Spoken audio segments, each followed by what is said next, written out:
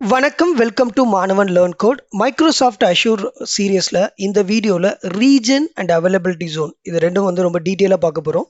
இந்த region and availability ஜோனை நம்ம பார்க்குறதுக்கு முன்னாடி நம்மளுக்கு ஒரு ரொம்ப கிளியர் கிறிஸ்டல் ஐடியா என்ன வேணும்னா, அஷூரோடைய குளோபல் இன்ஃப்ராஸ்ட்ரக்சர்னா என்னன்னு தெரிஞ்சுக்கணும். வேர்ல்டு வைடு எடுத்துக்கிட்டிங்க அப்படின்னா நிறைய கண்ட்ரிஸ் இருக்குது, ரைட்? அந்த கண்ட்ரீஸில் அஷூர் என்ன பண்ணியிருப்பாங்க அப்படின்னா, அவங்களுடைய டேட்டா சென்டரை ஃபிசிக்கலாக என்ன பண்ணியிருப்பாங்கன்னா டிப்ளாய் பண்ணியிருப்பாங்க.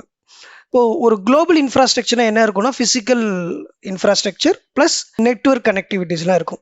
ஸோ இங்கே நீங்கள் பார்க்கக்கூடிய கண்ட்ரீஸ்லாம் அஷூர் என்ன பண்ணியிருக்காங்க அப்படின்னா, அதாவது மைக்ரோசாஃப்ட் என்ன பண்ணியிருக்காங்க அப்படின்னா, அவங்களுடைய டேட்டா சென்டர்ஸை டிப்ளாய் பண்ணியிருக்காங்க ஃபிசிக்கலாக. அவருடைய ப்ரீவியஸ் வீடியோலேயே டேட்டா சென்டர் எப்படிலாம் இருக்கும் அப்படின்னு ஒரு வீடியோஸ் கொடுத்துருக்குறேன், அதை பாருங்கள்.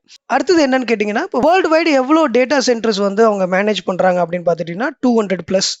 அது ஸ்லோவாக அவங்க இன்க்ரீஸ் பண்ணிட்டு போயிட்டே தான் இருக்கிறாங்க. ஸோ இது 200+ ஃபிக்ஸ்டுலாம் கிடையாது.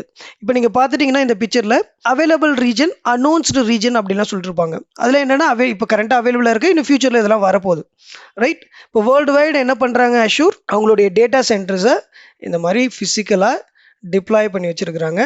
இது அஷூர் குளோபல் இன்ஃப்ராஸ்ட்ரக்சர்னு சொல்லுவாங்க. ஓகே, இப்போ குளோபல் இன்ஃப்ராஸ்ட்ரக்சர் அப்படிங்கிறது நம்மளுக்கு புரிஞ்சிருச்சு. அப்போ ரீஜன்னா என்ன அப்படின்னா ரொம்ப ரொம்ப சிம்பிள். ஓகே, ரீஜன் அப்படிங்கிறது ஒன்றும் இல்லை. இப்போ ஃபார் எக்ஸாம்பிள் நீங்கள் இந்தியா எடுத்துக்கிட்டிங்கன்னா, இந்தியா ஒரு ஜாகிரபிக்கல் லொக்கேஷனில் இருக்கக்கூடிய ஒரு கண்ட்ரி. அங்கே பார்த்துட்டிங்க அப்படின்னா ரீஜன் அப்படின்னு எடுத்துக்கிட்டோன்னா மும்பை, சென்னை இதெல்லாம் region. So each region has more then one data centre which is physical location. இதெல்லாம் ஃபிசிக்கலாக இருக்கிறது தான் நம்ம ரீஜன் சொல்லுவோம், ரைட்? இப்போ நீங்கள் ஏன் ரீஜன் யூஸ் பண்ணணும், ஏன் ரீஜன் ஒன்று க்ளவுட் கான்செப்ட்ஸில் வச்சுருக்காங்க அப்படின்னு தெரிஞ்சுக்கிறதுக்கு நம்ம சில ரியல் டைம் சினாரியோஸை நம்ம பார்க்குறோம். நம்ம பிஃபோர் இந்த ரியல் டைம் சினாரியோலாம் டிஸ்கஸ் பண்ணுறதுக்கு முன்னாடி ரொம்ப ரொம்ப இம்பார்ட்டண்டான ஒரு டெர்மினாலஜியை உங்கள்கிட்ட ஷேர் பண்ணிக்க போகிறேன். அது என்ன அப்படின்னா லேட்டன்சி.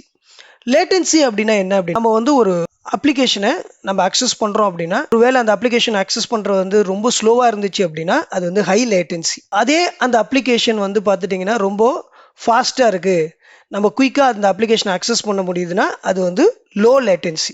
லேட்டன்சி அப்படின்னா நாம் ஒரு ரெக்வஸ்ட் கொடுத்து அந்த டேட்டா நம்மளுக்கு வரக்கூடிய டைம் அது மில்லி செகண்டில் கால்குலேட் பண்ணுவாங்க. ஸோ நான் ஒரு அப்ளிகேஷன் அக்சஸ் பண்ணும்போது ஸ்லோவாக லோட் ஆகுது அப்படின்னா அப்போது அது ஹை லேட்டன்சி, ரைட்? அதுவே பார்த்துட்டிங்க அப்படின்னா நீங்கள் ஃபாஸ்ட்டாக அக்சஸ் பண்ணுறீங்க அப்படின்னா அது லோ லேட்டன்சி. லேட்டன்சி நெட்வொர்க்னா என்ன அப்படின்னா, இப்போ நம்ம டேட்டாவை ஷேர் பண்ணணும்னா நம்ம ஃபஸ்ட்டு கனெக்டிவிட்டி இருக்கணும் இல்லையா? இப்போது வேர்ல்டு வைடு பார்த்துட்டிங்க அப்படின்னா அஷூர் டேட்டா சென்டர் எல்லாமே பார்த்திங்கன்னா ஃபைபர் ஆப்டிக்கல்ஸால் கனெக்ட் ஆகிருக்கும். ஸோ அதுதான் பார்த்துட்டிங்கன்னா regional low latency network. So டெடிக்கேட்டடாக பண்ணியிருக்காங்க. அதனால் ரொம்ப குயிக்காக என்ன ஆகும், இந்த டேட்டாலாம் ட்ராவல் ஆகும். இப்போ ஒரு எக்ஸாம்பிள் நம்ம எடுத்துக்கலாம். இப்போ ஒரு மும்பை ரீஜனில் நாம் ஒரு வெப் அப்ளிகேஷன் லான்ச் பண்ணுறோம். இ-காமர்ஸ் இன்றைக்கி ரொம்ப ரொம்ப பாப்புலராக இருக்குது. ஒரு இ-காமர்ஸ் வெப் அப்ளிகேஷன் நீங்கள் கன்சிடர் பண்ணிங்க. மும்பை ரீஜனில் இருக்கக்கூடிய டேட்டா சென்டரில் நாம் என்ன பண்ணுறோம் அப்படின்னா ஒரு வெப் அப்ளிகேஷனை லான்ச் பண்ணியிருக்கிறோம். அப்படி லான்ச் பண்ணும்போது ஒருவேளை ஃப்ரான்ஸ்லேயோ லண்டன்லேயோ இல்லை யூஎஸ்லேருந்தோ இந்த அப்ளிகேஷனை அக்சஸ் பண்ணும்போது கண்டிப்பாக ஸ்லோவாக இருக்கும். அது என்னன்னு சொல்லுவாங்க அப்படின்னா ஹை லேட்டன்சின்னு சொல்லுவாங்க. ஏன்னா உங்களுடைய வெப் அப்ளிகேஷனை நீங்கள் மும்பை ரீஜனில் டிப்ளாய் பண்ணியிருக்கீங்க. ஆனால் யூசர் எங்கேருந்து அக்சஸ் பண்ணுறாங்க, other part of the world, right? Other பார்ட்னா பார்த்துட்டிங்கன்னா இப்போ யூஎஸ், யூரோப்பு இதெல்லாம் எடுத்துக்கலாம். இப்போ சிங்கப்பூர்லாம் இந்தியாவோட ரொம்ப நியரஸ்ட் ரீஜனில் இருக்கிறதுனால அங்கெல்லாம் ஓரளவுக்கு ஃபாஸ்ட்டாக இருக்கும். அதே பார்த்துட்டிங்க அப்படின்னா இப்போ லண்டன், அதாவது யூகே, யூஎஸில் போனீங்க அப்படின்னா அது கொஞ்சம் ஸ்லோவாக இருக்கும். அதை ஹை லேட்டன்சி அப்படின்னு சொல்லுவாங்க. சரி, இப்போ ஒரே ஒரு ரீஜனில் தான் உங்களுடைய அப்ளிகேஷன் இருக்குது, ஒரே ஒரு டேட்டா சென்டரில் தான் உங்களுடைய அப்ளிகேஷன் இருக்குன்னா இந்த டேட்டா சென்டர் சப்போஸ் கிராஷ் ஆகிடுது. கிராஷஸ் நிறைய ரீசன் இருக்குது, ரைட்? மேபி எர்த்குயிக் இல்லை ஃப்ளட்டு, ஏதோ ஒரு காரணத்தால் இந்த டேட்டா சென்டர் கிராஷ் ஆகிடுச்சு அப்படின்னா உங்களுடைய அப்ளிகேஷன் டவுன் ஆகிடும். ஸோ யாராலையும் அக்சஸ் பண்ண முடியாது. இப்போது அடுத்த ஒரு சினாரியோ எடுத்துக்கலாம்.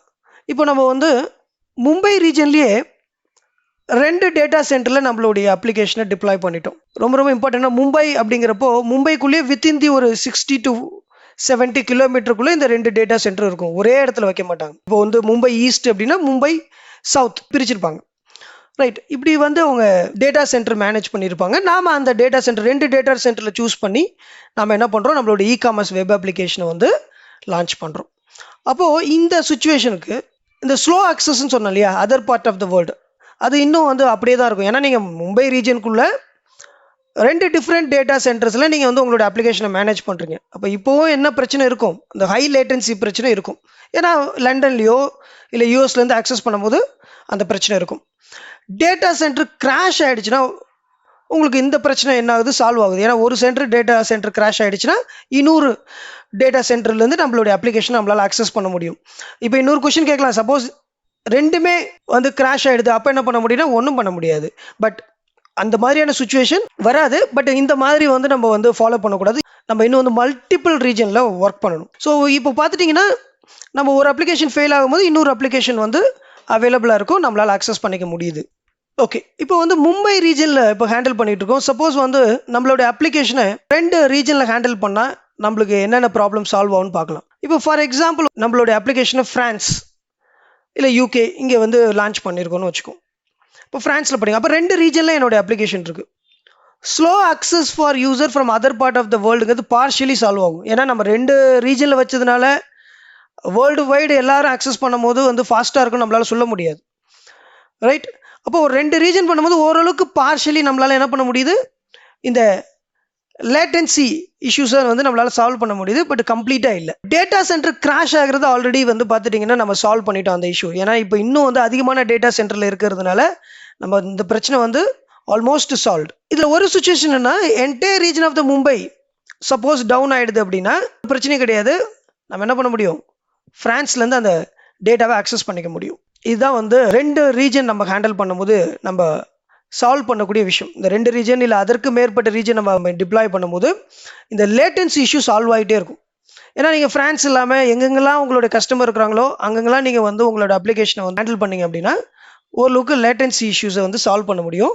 அதுக்கு தான் அஷ்யூர் என்ன பண்ணியிருக்கிறாங்க, வேர்ல்டு வைடு அவங்க என்ன பண்ணியிருக்காங்க அப்படின்னா டேட்டா சென்டர் வச்சுருக்கிறாங்க. ஒரு கன்க்ளூட் பண்ணிக்கலாம், assure data centre in different region around the world, ரைட்டா? டேட்டா சென்டர் வந்து வேர்ல்டு வைடு வச்சுருக்கிறாங்க. நீங்கள் எங்கே வேணாலும் நீங்கள் என்ன பண்ணலாம், ரீஜன் வந்து சூஸ் பண்ணி உங்களுடைய அப்ளிகேஷனை டிப்ளாய் பண்ணிக்கலாம். Azure provide 60+ region around the world, right? ரீஜனுக்குள்ளே டேட்டா சென்டர்ஸ் ஞாபகம் வச்சுங்க. ரீஜன் அப்படிங்கிறது physical location, Mumbai, Chennai, Singapore, இது அதுக்குள்ளே டேட்டா சென்டர்ஸ் இருக்கும். ஸோ இதனால் என்ன நம்ம அச்சீவ் பண்ணுறோம், ஹை அவைலபிலிட்டி, ரைட்? ஒரு டேட்டா சென்டர் ஃபெயிலியர் ஆனாலும் சரி, ஒரு ரீஜன் ஃபெயிலியர் ஆனாலும் சரி, நம்மளால் என்ன பண்ணி நம்மளோட அப்ளிகேஷன் எப்போதுமே அவைலபிளாக இருக்கும். அதுதான் ஹை அவைலபிலிட்டின்னு சொல்கிறாங்க. அடுத்தது லோ லேட்டன்சி, ரைட்? நம்ம மல்டிபிள் ரீஜனில் நம்மளோட அப்ளிகேஷனை டிப்ளாய் பண்ணும்போது நம்ம லோ லேட்டன்சி அச்சீவ் பண்ணுறோம். அதாவது நம்மளோட அப்ளிகேஷன் ஃபாஸ்ட்டாக இருக்கும். அந்த யூசர் வந்து கம்ப்ளைண்ட் பண்ண மாட்டாங்க, ரொம்ப ஸ்லோவாக இருக்குது அப்படின்னு சொல்ல மாட்டாங்க. அடுத்தது குளோபல் ஃபுட் பிரிண்ட். இப்போது யூரோப்பில் வந்து நிறைய கஸ்டமர் இருக்கிறாங்கன்னா நீங்கள் வந்து யூரோப்பில் ஒரு டேட்டா சென்டரில் நீங்கள் உங்களோட அப்ளிகேஷனை டிப்ளாய் பண்ணலாம். இல்லை சிங்கப்பூரில் வேணால் எங்கே வேணாலும் என்ன பண்ண முடியும், உங்களால் அப்ளிகேஷனை டிப்ளாய் பண்ண முடியும். ஏன்னா அஷ்யூர் எல்லா இடத்துலையுமே அவங்களுடைய டேட்டா சென்டர் வச்சுருக்கிறாங்க. கவர்மெண்ட் ரெகுலேஷன் அப்படின்னா என்னென்னா, இப்போது கவர்மெண்ட் ரிலேட்டடான ப்ராஜெக்ட், ரொம்ப சென்சிட்டிவான டேட்டாலாம் என்ன பண்ணுவாங்கன்னா அவங்களுக்குன்னு சில டேட்டா சென்டர்ஸ்லாம் இருக்கும். இப்போ யூஎஸ்க்குலாம் அந்த மாதிரி டேட்டா சென்டர்ஸ்லாம் இருக்குது. அதில் வந்து கவர்மெண்ட் சென்சிட்டிவ் டேட்டாலாம் அதில் மேனேஜ் பண்ணுவாங்க. இப்போ அந்த மாதிரி வந்து ஒவ்வொரு கண்ட்ரிக்கும் நிறைய பாலிசிஸ் இருக்குது. அவங்க வந்து ஒரு ப்ரைவேட்டான ஒரு டேட்டா சென்டரோ இல்லை அவங்க கண்ட்ரிலேருந்து வெளியில் இருக்கக்கூடிய ஒரு டேட்டா சென்டரோ அவங்க அலோவ் பண்ண மாட்டாங்க. அந்த மாதிரி இருக்கும்போது அதுக்கான ரெகுலேஷன்ஸும் அஷ்யூர் ஃபாலோ பண்ணுறாங்க. இப்போ கொஸ்டின் என்னன்னா, how to choose A region? ஒரு ரீஜனை எப்படி நான் சூஸ் பண்ணுறது? ஓகே, ஃபர்ஸ்ட் வந்து லொக்கேஷன், ரைட்? உங்களுடைய அப்ளிகேஷனுடைய கஸ்டமர் எங்கே வந்து அதிகமாக இருக்கிறாங்களோ அந்த ரீஜனை சூஸ் பண்ணலாம். ஃபார் எக்ஸாம்பிள் என்னுடைய அப்ளிகேஷன் வந்து நான் வந்து ஒரு இ-காமர்ஸ் அப்ளிகேஷன் டெவலப் பண்ணியிருக்கிறேன். எனக்கு வந்து என்னுடைய கஸ்டமர் எல்லாமே இந்தியா தான். அப்படின்னா நீங்கள் என்ன பண்ணலாம், பெங்களூர், மும்பை இந்த மாதிரி நீங்கள் சூஸ் பண்ணிக்கலாம். சர்வீசஸ், இப்போ ஒருவேளை எல்லா ரீஜன்லையுமே வந்து எல்லா சர்வீசஸும் இருக்குன்னு சொல்ல முடியாது. நிறைய சர்வீசஸ் இருக்குது. என்ன ப்ராப்ளம் அப்படின்னா, இப்போ நான் சிங்கப்பூரை சூஸ் பண்ணி ஒரு சர்வீசஸை வந்து எனேபிள் பண்ண ட்ரை பண்ணுறேன். அந்த சர்வீசஸ் சிங்கப்பூர் ரீஜனில் இல்லை. அப்போ என்ன பண்ணுவேன், நான் அதர் ரீஜனுக்கு தான் போய் ஆகணும், ரைட்? இந்த மாதிரியான சுச்சுவேஷனும் வரும். மூணாவது வந்து ப்ரைஸ். ஸோ எல்லா ரீஜனுக்கும் சேம் ப்ரைஸ் வந்து க்ளவுட் மேனேஜ் பண்ண மாட்டாங்க. இது வந்து அஷ்யூருக்கு மட்டும் இல்லை, மற்ற எல்லா க்ளவுடுக்குமே இதே கான்செப்ட் தான், ரைட்? அப்போ ப்ரைஸை கம்பேர் பண்ணி நம்ம என்ன பண்ண முடியும் அப்படின்னா நம்ம ரீஜனை சூஸ் பண்ணிக்கலாம். நம்மள்ட்ட பட்ஜெட் இல்லை அப்படின்னா நம்ம எங்கே லோவாக இருக்கோ அந்த ரீஜனில் நம்மளுடைய சர்வீசஸை வந்து நம்ம எனேபிள் பண்ணிக்க முடியும். இந்த மாதிரி லொக்கேஷன், சர்வீசஸ், ப்ரைஸ் இதை பேஸ் பண்ணி தான் நம்ம ரீஜனை சூஸ் பண்ணணும். ஓகே, ஜியோகிராஃபிக்கல் லொக்கேஷன்னா என்னங்கிறது நம்மளால் புரிஞ்சுக்க முடியுது. அதில் வந்து ரீஜன், இப்போ இந்தியா மட்டும் கிடையாது இல்லையா, அதில் வந்து மும்பை, சென்னை இந்த மாதிரி ரீஜன், ரைட்? இப்போ ரீஜனுங்கிறது நம்மளால் புரிஞ்சுக்க முடியுது ஒரு ஃபிசிக்கல் லொக்கேஷன். அவைலபிலிட்டி ஜோன்னா என்ன அப்படிங்கிறத நம்ம பார்க்க போகிறோம்.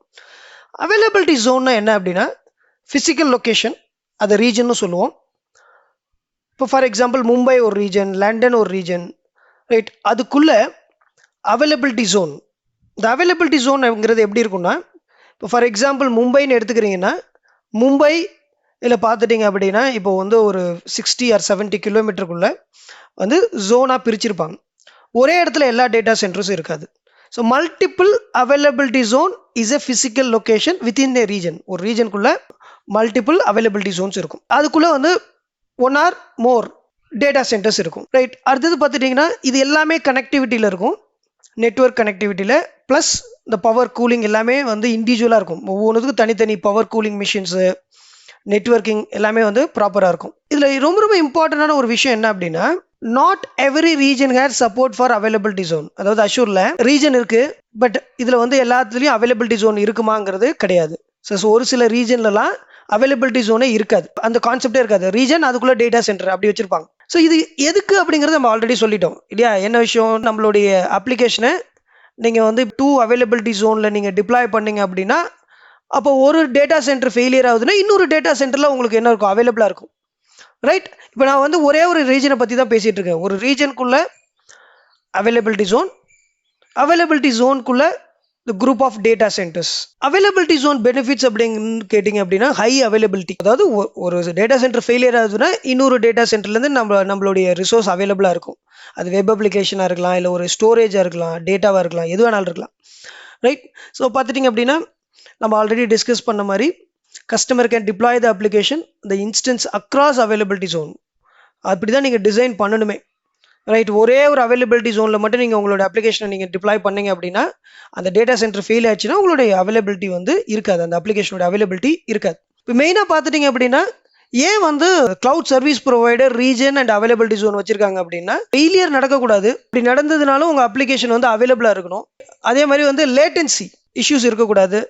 ஸோ இந்த மாதிரியான விஷயத்துக்காக தான் ஜியாகிரபிக்கலி வேர்ல்டு வைடு வந்து மைக்ரோசாஃப்ட் அஷ்யூர் என்ன பண்ணியிருக்காங்க அப்படின்னா, டேட்டா சென்டர் ஃபிசிக்கலாக வந்து கிரியேட் பண்ணி அதில் ரீஜன் அப்படிங்கிற ஒரு கான்செப்டை வச்சு அந்த ரீஜனுக்குள்ளே அவைலபிலிட்டி ஜோன் வச்சு நம்மளுக்கு சர்வ் பண்ணுறாங்க. நம்ம ஏதாவது ஒரு ரிசோர்ஸ் கிரியேட் பண்ணும் போது நம்ம வந்து ரீஜன் அண்ட் அவைலபிலிட்டி ஜோன் நம்ம சூஸ் பண்ணிக்க முடியும். நம்மளுடைய வரக்கூடிய அஷ்யூர் சீரீஸில் நம்ம வந்து வெர்ச்சுவல் மிஷின் கிரியேட் பண்ண போகிறோம். அப்போது இந்த அவைலபிலிட்டி ஜோன் அண்ட் ரீஜன் இது ரொம்ப ரொம்ப இம்பார்ட்டண்ட்டாக இருக்கும். இந்த வீடியோ உங்களுக்கு பிடிச்சிருக்குன்னு நான் நம்புகிறேன். ஸோ நான் வந்து உங்களை ரெக்வெஸ்ட் பண்ணுறது என்னென்னா, உங்கள் ஃப்ரெண்ட்ஸ்க்கு ஷேர் பண்ணுங்கள், ப்ளஸ் சப்ஸ்கிரைப் பண்ணி வச்சுங்க நம்ம சேனலை. தேங்க்யூ.